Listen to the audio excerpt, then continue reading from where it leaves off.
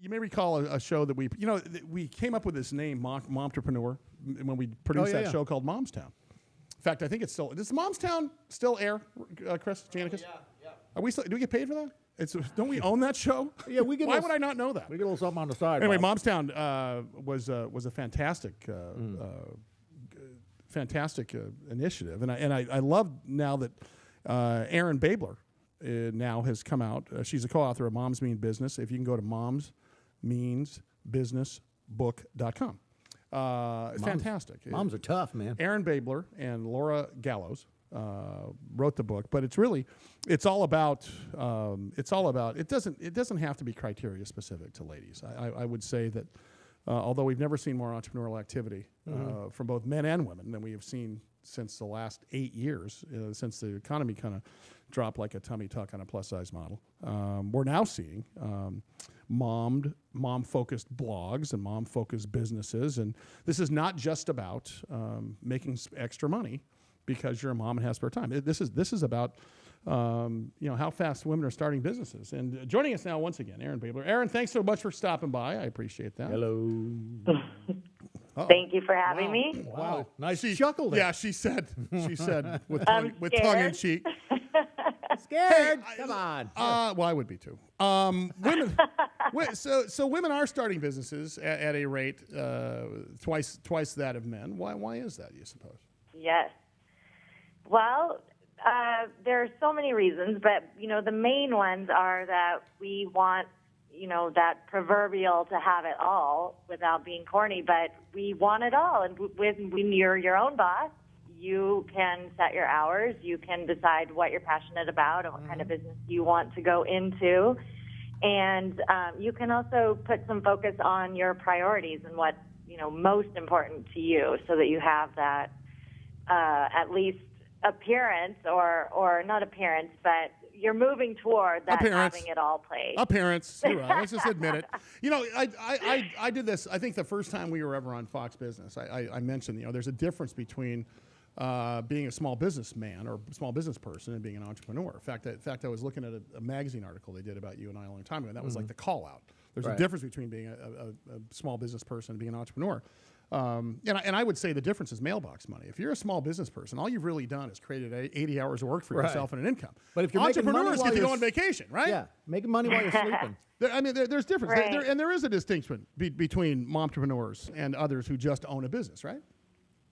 Well, there is, definitely. And, the thing that we're setting out to do is to give moms, and really, if you read the book, it is geared toward moms, but there's a lot of good stuff in there for anybody. And really the idea is that we want people to be able to have success and happiness on their own terms. So it doesn't have to look like society would have it look. It doesn't have to look how your parents would want it to look for you or anything else. And so I think the great thing with this book is we're giving moms permission to say, you know what, I need it to look the way that I want it to look so that I can actually have happiness, because so many women and men go forth, do their thing, get a job, find, get their place that they think is maybe a car or a house or whatever it is, and then they realize, you know what, I'm not happy here. This kind of sucks. But what's interesting though is let's not fall into the trap of all what you need for success is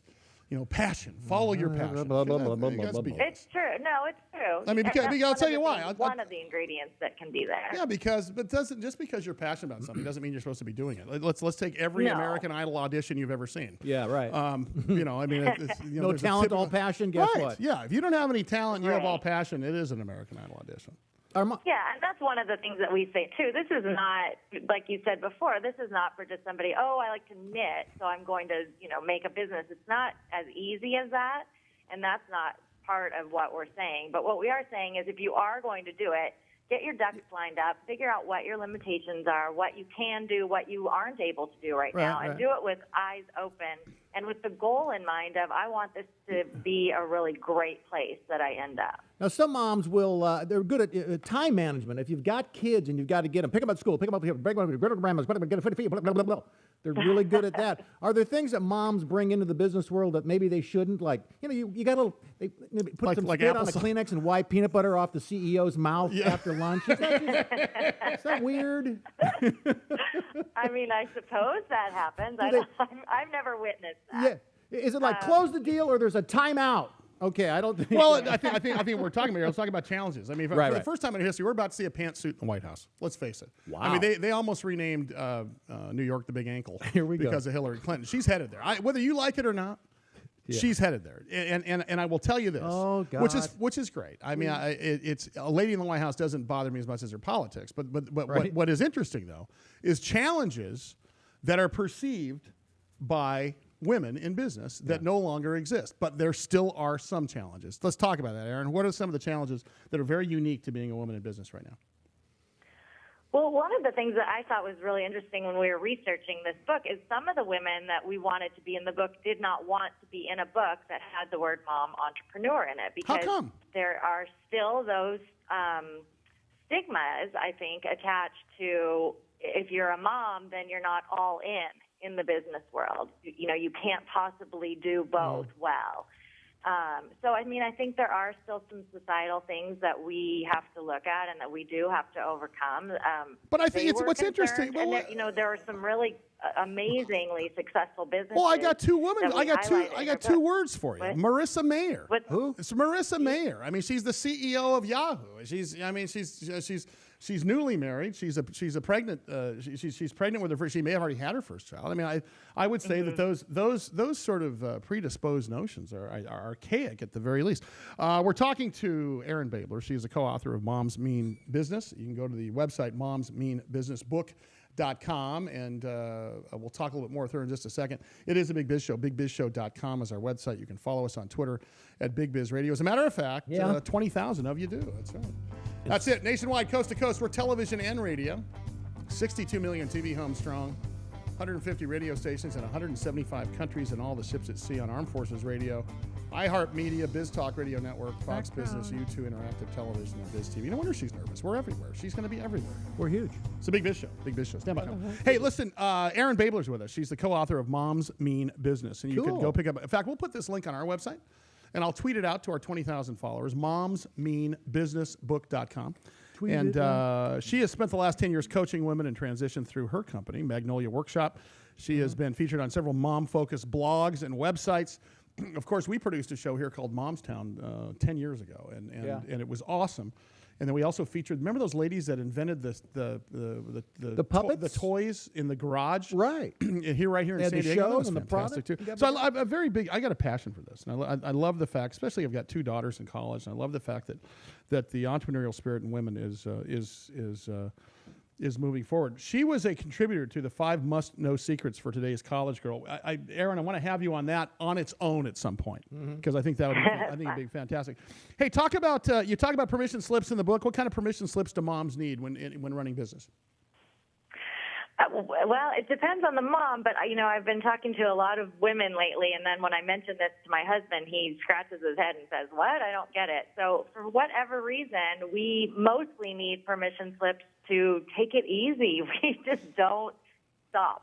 And maybe it's because of all of our different roles, and we feel like we've got to do a good job at all of them, but to take a vacation, to take a day off, to just, I don't know, just do something fun. I think we've started sending out permission slips on a weekly basis to our subscribers. The other thing is things you don't have to do. You don't have to take your kids to the pumpkin patch this year if you don't want to. So, well, I also think though that that's not just ladies. That's everybody. I think everybody gets. Is it? I don't know. The guys I've mentioned it to have looked at me like I have 3 heads. So believe me, listen, I own a television studio, 2 media brands, a consulting firm, 2 girls going to college, as well as many appearances. I promise you. I'm not to take some time. Well, but Russ has the same schedule. Chris Janicus, our director, who's got a 5-year-old with a modeling career. I think everybody has the same issue. I think that's one of those things. Hey, last of all. You know, we talked about challenges going in. You know, all of us, whether you be a mom or a dad or a single parent, part of this whole thing is juggling your personal and family life with your career life. Talk about that a little bit. You guys mentioned that in the book. Right. Yes. So the way that we handle that is we suggest you come up with your priorities. I mean, it seems simple, but so many people don't stop and think, what are the things that are most important to me?